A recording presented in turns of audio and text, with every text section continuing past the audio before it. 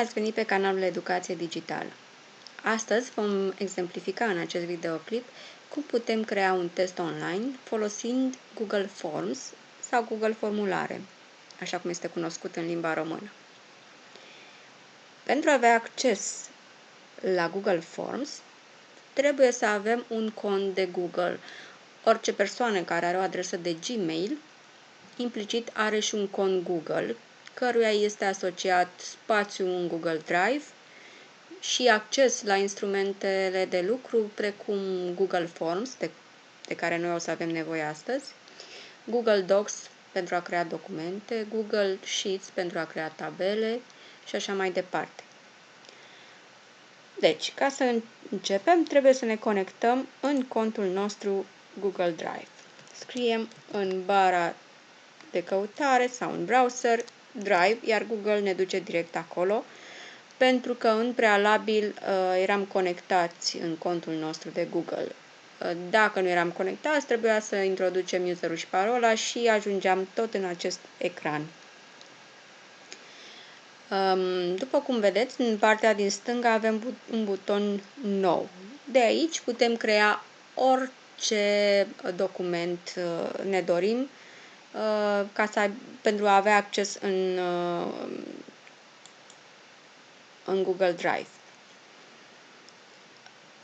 În opțiunea Mai multe apare și formulare Google. De acest instrument ne vom folosi în acest videoclip.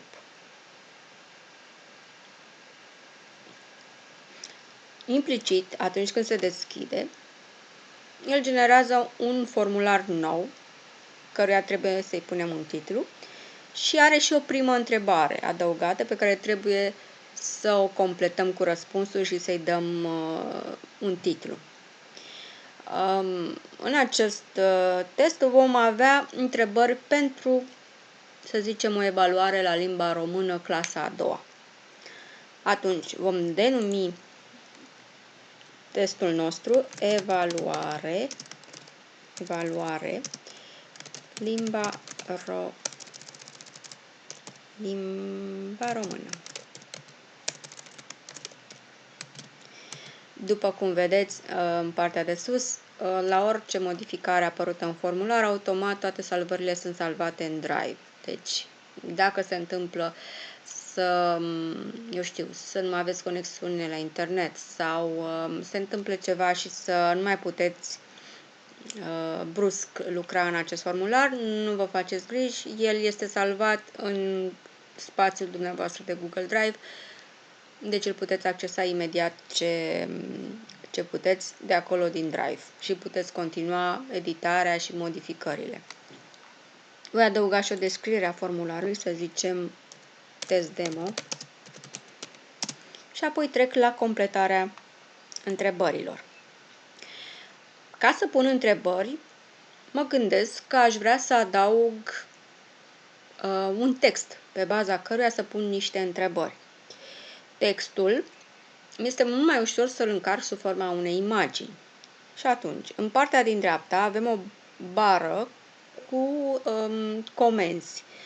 De aici putem adăuga o nouă întrebare, putem să importăm dintr-un document, dacă le avem scrise, întrebările, putem adăuga tot felul de zone în acest, se numesc ele, în acest document, în acest test. Dacă vreau să adaug un alt titlu, un subtitlu sau un titlu a unei noi secțiuni, pentru acest lucru este acest T. Să adaug un titlu și o descriere. Pentru a adăuga o imagine, ceea ce am eu nevoie în acest moment, pot adăuga și un video pe baza căruia să pun întrebări, un video care trebuie neapărat să fie stocat în YouTube, să fie de pe YouTube, sau pot adăuga o altă secțiune.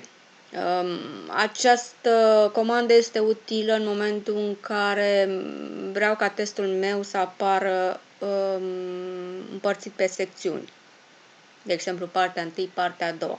Dacă am un test foarte lung și vreau să-l împart pe secțiuni. În acest model de test nu va fi nevoie. Vom folosi un test scurt de maxim 3 întrebări, doar pentru exemplificare. Ziceam că am nevoie să adaug o imagine cu textul pe baza căruia voi pune întrebări. Atunci merg aici în această bară de comenzi și aleg adăugați o imagine. În acest moment am mai multe opțiuni la dispoziție. Pot să adaug, dacă am imaginea în calculator, să o încarc aici, pot căuta în Google Drive, dacă o am în Google Drive, pot căuta în Google sau, dacă știu direct adresa URL a imaginii, pot adăuga după adresa URL. Sau pur și simplu pot să accesez camera și să fac foto. Dar pentru că sunt pe laptop, nu pe telefon, nu voi alege această opțiune. În cazul în care am pe telefon, puteam să fac direct o fotografie și să o încarc aici. În cazul de față, vreau doar să o încarc din laptop. Și aleg răsfoiți. O aveam imaginea salvată în prealabil în laptop. Se numește Povestea ceasului, un text cu acest titlu.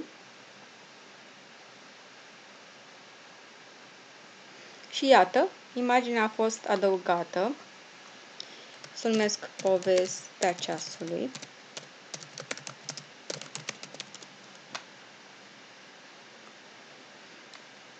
Și voi trece mai departe și încep să adaug întrebări pe baza acestui text. Să vedem ce fel de întrebări pot adăuga. Aș vrea să adaug o întrebare cu opțiuni de răspuns. Și am apăsat pe plus, mi-a apărut încă o zonă cu întrebarea cea nouă.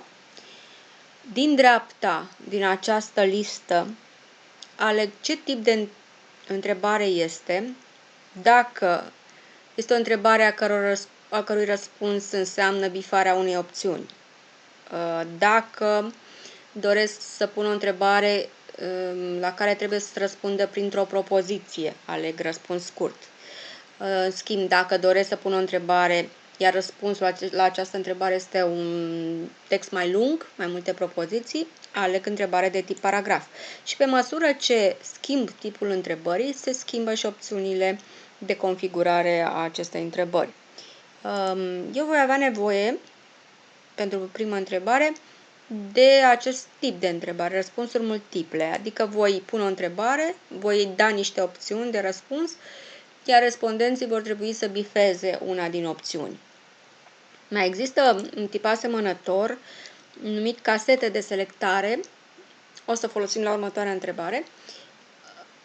În acest tip de întrebare, răspunsurile pot fi multiple, adică pot bifa mai multe opțiuni de răspuns. Asta e diferența între acest tip de întrebare și răspunsuri multiple, care îmi permite, acesta rotund, îmi permite să bifez doar o singură opțiune de răspuns. Deci voi pune întrebarea, titlul întrebării, cine a reparat ceasul. Trebuie să completez răspunsurile, să zicem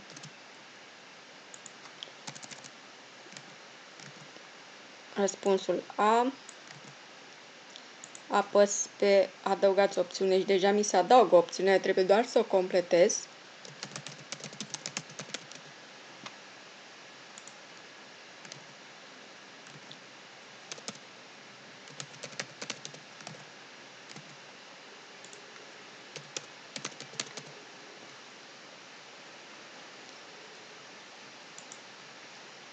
Bun, am completat opțiunile de răspuns. Dacă întrebarea este obligatorie, bifez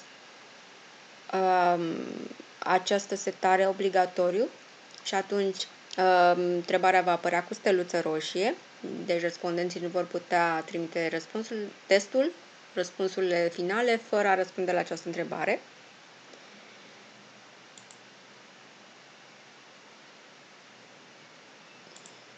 Ok, și voi trece. Am completat această întrebare. Observați că pentru fiecare din opțiuni pot adăuga o imagine. În cazul în care, de exemplu, avem o întrebare de tip puzzle, să zicem, care este imaginea ce urmează unei succesiuni de imagini și trebuie să aleagă din mai multe opțiuni, putem adăuga ca opțiune de răspuns o imagine din aceea în care se potrivește succesiunii din întrebare. Aceste întrebări sunt specifice testelor, mai ales la matematică sau testelor logice. Deci poate fi adăugat ca opțiune de răspuns și o imagine. Trecem la următoarea întrebare. Adăugăm un plus. Întrebarea următoare, să zicem, o facem de tip casete de selectare. Să se poată selecta mai multe opțiuni. Și iarăși completăm opțiunile de răspuns. Pentru că este mai mult de scris și să câștigăm timp. Le voi copia dintr-un document. Ele sunt scrise în prealabil în document pentru a merge mai repede editarea, dar nu este neapărat nevoie să fie scrise, pot fi scrise direct aici.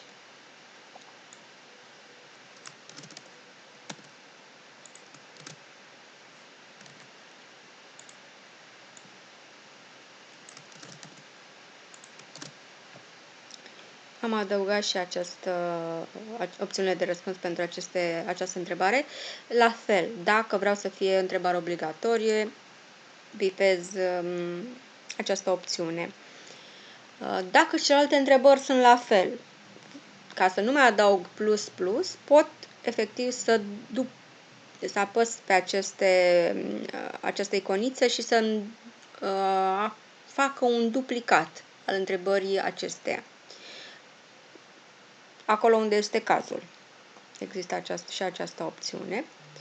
Eu am două întrebări configurate. Să mai adăugăm o întrebare, fiindcă există și această întrebare deja care a generat-o formularul la început. O completăm și pe ea. Îi punem un titlu.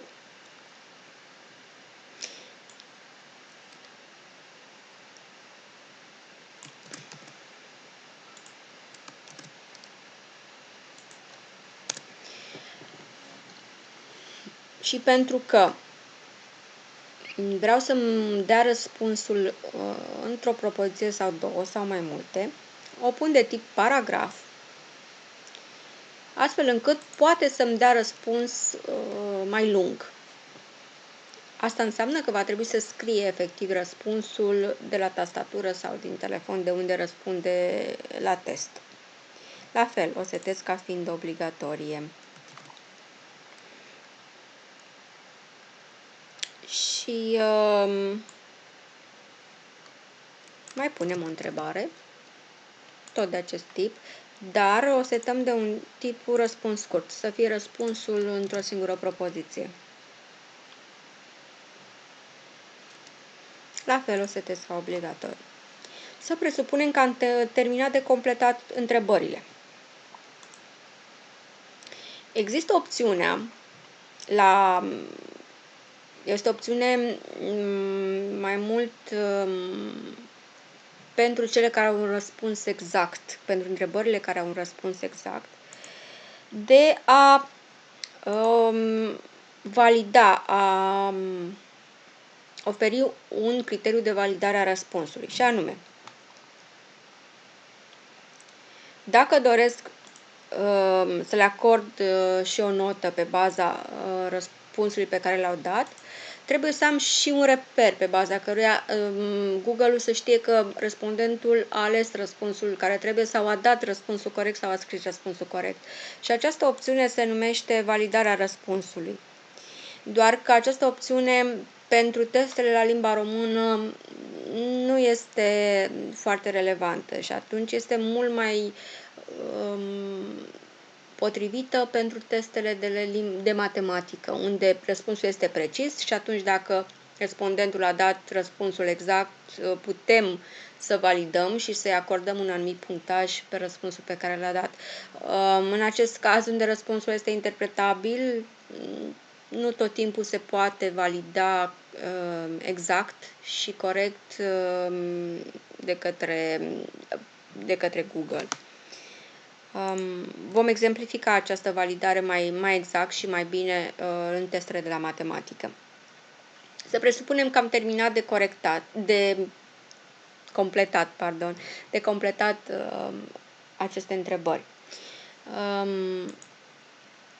În tabul alăturat, răspunsuri, aici ni se vor afișa răspunsurile pe măsură ce respondenții accesează testul și îl parcurg. Dar, în același timp, le putem salva și într-un fișier Excel pe care îl putem descărca, putem face statistici pe baza lui și le putem păstra mai mult timp acolo. De exemplu, accesăm această iconiță verde. Ne creează automat o foaie de calcul nouă la care trebuie să-i dăm un titlu, căreia trebuie să-i dăm un titlu, și anume evaluare la limba română, răspunsuri. El se va crea tot în Drive și îl vom accesa tot acolo.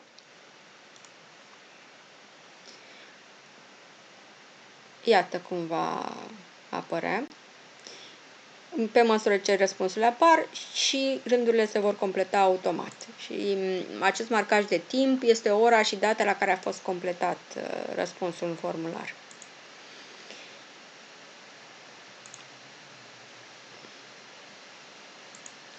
Să-i adăugăm și titlul fișierului ca să știm cum îl căutăm în contul nostru Drive. Bun, evaluare la limba română, perfect. Am terminat de completat. Cum îl share-uim și cum îl dăm respondenților să poată să răspundă la el. Avem în partea din dreapta o rotiță numită setări. Aceste setări trebuie completate înainte de a trimite linkul cu formular. Putem bifa ce ne interesează din aceste setări. Dacă vrem să colectăm adrese de mail, la început nu este indicat pentru că va trebui să se conecteze cu adresele lor de Gmail ca noi să le putem salva ulterior. Este ok, dar nu este indicat în primă fază. Sau depinde de respondenți, depinde dacă sunt elevi, dacă au adrese de mail sau nu au adrese de mail. Este o opțiune a fiecăruia. Aici, ce pot face respondenții dacă poate să editeze după ce trimit? Nu. Pentru acest test nu îi lăsăm să editeze după ce trimit. Dacă îi lăsăm să vadă răspunsurile și diagramele de sinteză, adică cum ar trebui să răspunde și cum nu, aici e indicat numai în cazul în care putem să punem acele validări pe răspunsuri de care ziceam mai devreme. În cazul de față nu se pretează. La tabul prezentare bifăm. Dacă vrem să punem o bară de progres, să le spunem mai aveți 3 din 5 întrebări, mai aveți 2 din 5 întrebări, în cazul în care considerați că este util sau nu. Și afișați linkul pentru a trimite alt răspuns. Eu aș vrea să-l debifez, pentru că asta înseamnă că la sfârșitul testului apare un link prin care el ar mai putea răspunde încă o dată la întrebări, ceea ce nu-mi doresc. Și atunci îl debifez. La sfârșit putem adăuga un mesaj la sfârșitul testului. Bravo, ai răspuns, ai reușit să finalizezi testul, sau orice alt mesaj de felicitare și încurajare. Bravo, ai reușit să completezi testul sau să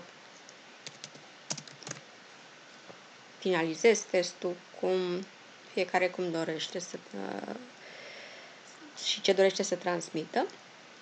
Iar în tabul chestionare există această opțiune, faceți un chestionar. Iarăși revin la discuția despre validarea răspunsurilor. Este foarte util și recomandat în cazul chestionarelor cu răspunsuri exacte, gen teste la matematică, unde răspunsurile sunt precise, exacte, nu există dubii. La limba română sau acolo unde nu poate fi validat clar un răspuns sau un răspuns poate fi încadrat într-un tipar și este interpretabil, nu recomand astfel să se bifeze această opțiune. Dar pentru matematică este ideal. Ce înseamnă asta? Înseamnă că dacă aleg să-l fac chestionar, pot acorda note pentru fiecare întrebare în parte, dacă răspunsul lor este corect. Și ei pot vedea la sfârșitul chestionarului câte puncte au acumulat, la câte întrebări a răspuns corect din totalul întrebărilor. Pot vedea imediat rezultatul testului, ceea ce pentru foarte mulți este încurajator, pentru că pot da seama cum s-au descurcat. Dar, repet, pentru acest tip de chestionar de test pe care l-am făcut acum, nu este potrivit. Vom exemplifica această opțiune pe un test de matematică, pentru a vedea diferența dintre ele. Deci, în cazul de față, nu bifez această opțiune faceți chestionar. Și am salvat. Bun. După ce am salvat și m-am asigurat că nu mai am modificări de adus pe chestionar, apăs butonul Trimiteți. Există mai multe metode de a trimite un formular, fie prin e-mail, ceea ce nu mă încântă acum, pentru că nu am adresele de mail acelor respondenți care vreau să le trimit, dar pot trimite și un link. Prefer această metodă, dar aș vrea un link mai scurt și atunci bifez aici, scurtați adresa URL, copiez acest link, Ctrl+C, îl copiez și îl trimit pe WhatsApp, pe diverse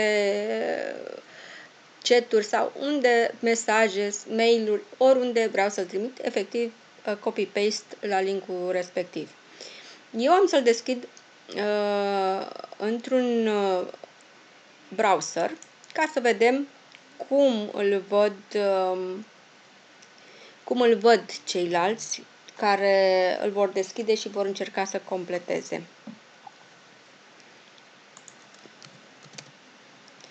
Haideți să vedem, am copiat link-ul.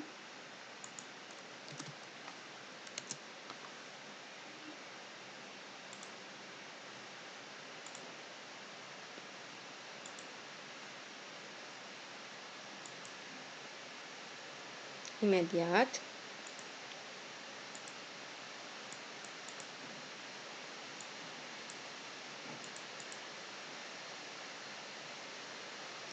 Da.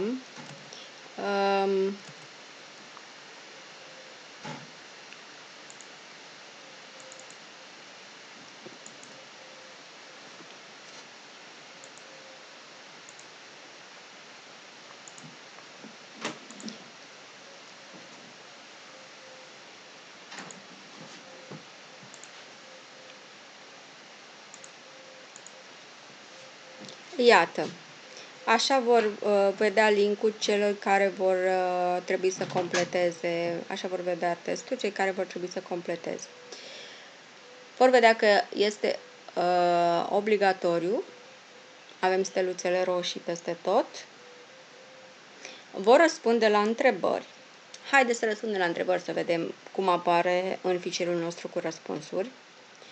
Bifez la întâmplare. Haideți să vedem, puneți că ceasornicarul aici. Aici am voie să bifez mai multe opțiuni, deci bifez A și C. Ce a făcut? Nu știu, trebuie să citesc textul, nu l-am citit. Ce s-a întâmplat? Nu am citit textul. Bineînțeles, aceste întrebări sunt doar pentru acest demo. Nu ar trebui să existe astfel de răspunsuri la întrebările acestea, dar ca să testăm, se admit. Am terminat de completat și trimit răspunsul. Bravo, ai reușit, mi apare mesajul de final. Perfect. Să vedem acum cum se văd răspunsurile în tabelul cu răspunsuri. Iată, a apărut un răspuns la această oră, în această zi și de fiecare întrebare are răspunsul în acest tabel. Am uitat să mai pun o întrebare, ar fi fost utilă, de exemplu, dacă aș mai fi avut o întrebare de tip nume-prenume, unde fiecare ar trebui să scrie numele și prenumele ca să știu cine a dat răspunsul respectiv și aș putea să modific acest formular și să-l adaug la început această întrebare. Ia să vedem, el mi-a adăugat-o la sfârșit, eu aș putea să zic aici nume, prenume și o să fie de tip răspuns scurt, perfect, nu am nevoie de poză și ca să o duc la începutul testului, efectiv trag de ea în sus până ajunge deasupra tuturor celorlalte întrebări. Bun, iată, ia să vedem dacă s-a salvat cum trebuie. Iată, nume-prenume. Observ că, iarăși, am uitat să pun ceva la întrebare și anume nu am steluța roșie, deci nu mi-apare ca fiind obligatoriu, atunci mă întorc la configurare și setez ca fiind obligatoriu. Fiecare trebuie să-și completeze numele-prenumele. A apărut coloana și în fișierul cu răspunsuri, deci este foarte bine. Deși a apărut la sfârșit, nu mă deranjează. Important este că este și această coloană în răspunsuri. Și iată, am reușit să finalizez acest test. De asemenea, în tabul cu răspunsuri mai mi-a apărut o notificare că am un răspuns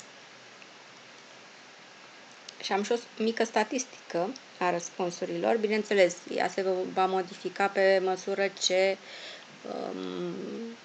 vor răspunde la întrebări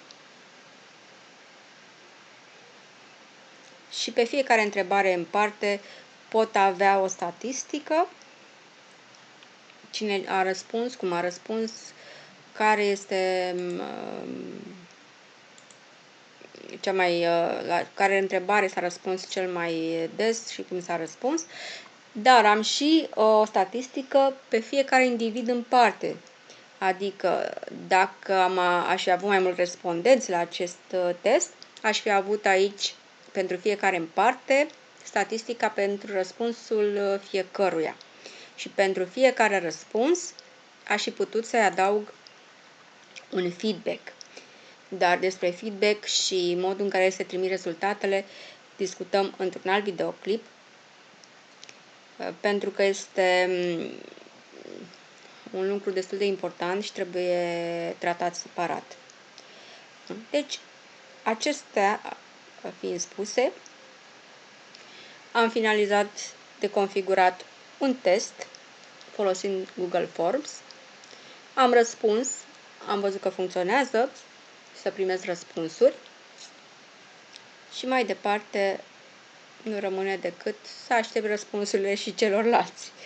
Sper că vor ști răspunsurile și vor răspunde mai bine decât mine. Atât s-a putut, atât m-am putut descurca la aceste întrebări.